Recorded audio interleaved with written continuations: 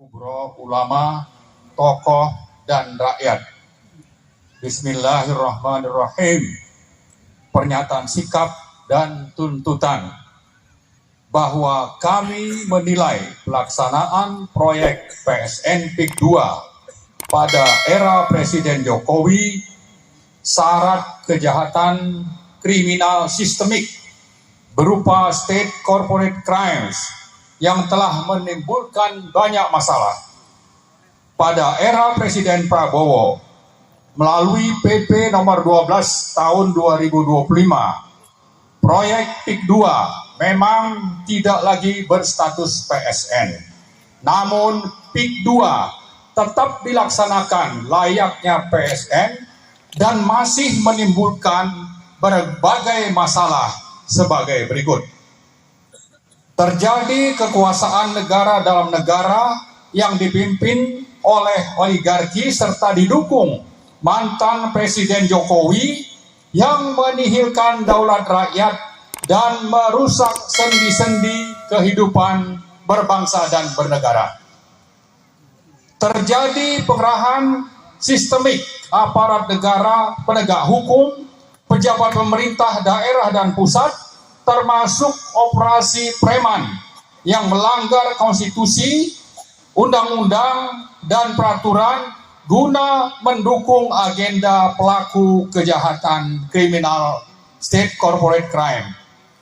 Terjadi pemanfaatan pencaplokan aset-aset SDA dan keuangan negara untuk kepentingan kelompok bisnis oligarki yang direstui oleh Presiden Jokowi.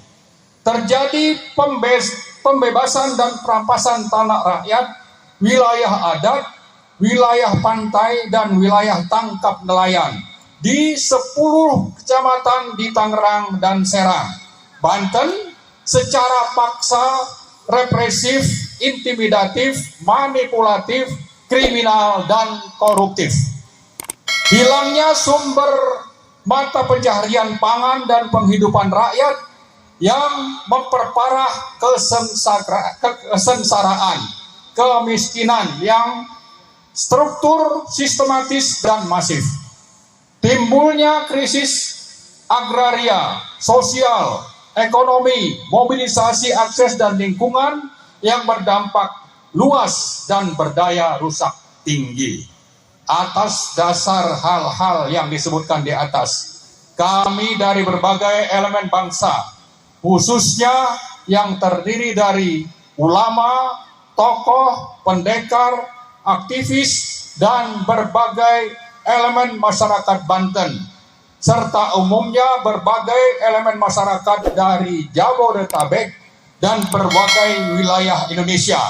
Dengan ini menyatakan, pertama, menuntut pemerintah untuk segera menghentikan proyek PIK 2. Kedua, menuntut DPR segera membentuk pansus PIK 2 guna mengungkap berbagai pelanggaran hukum dan kerugian negara dalam proyek PIK 2. Ketiga, meminta BPK melakukan audit investigatif menyeluruh terhadap pelaksanaan proyek PIK 2. Keempat, menuntut TNI dan Polri menghentikan cara-cara represif dan intimidatif dalam pelaksanaan proyek PIK 2. Kelima, meminta Presiden Prabowo segera mendorong dan memfasilitasi terwujudnya proses hukum terhadap para oligarki yang terlibat dalam kejahatan moral,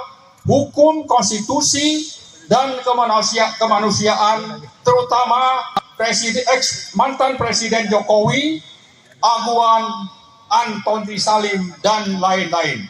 Keenam, menuntut pemerintah, DPR, dan lembaga terkait lainnya memproses ganti rugi moral dan material bagi rakyat yang menjadi korban kejahatan kriminal state corporate crime. Ketujuh, meminta KPK dan Kejaksaan Agung menyelidiki dugaan tipikor proyek PIK 2 pada Kementerian Perekonomian, Kementerian KKP, ATR BPN dan pariwisata. Terakhir kedelapan, mengajak seluruh rakyat bangkit melawan kezoliman oleh pelaku kriminal state corporate crime, terutama di PIK 2 dan berbagai wilayah lain di Indonesia. Demikian pernyataan sikap dan tuntutan ini kami sampaikan atas perhatian dan tindak lanjut yang dilaksanakan, terutama oleh Presiden Prabowo dan DPR RI. Kami ucapkan terima kasih. Semoga Allah Subhanahu wa Ta'ala senantiasa memberi rahmat dan pertolongan bagi mereka yang berlaku adil dan menghancurkan sehancur-hancurnya bagi mereka yang berlaku zalim. Atas nama penduduk, atas nama peserta Istighosah Kubro, ulama dan rakyat Banten, Kampung Encle, Paku Haji, Tangerang, Banten, 3 Muharram 1447 Hijriah, 29 Juni 2025. Terima kasih. Assalamualaikum warahmatullahi wabarakatuh. Waalaikumsalam warahmatullahi wabarakatuh.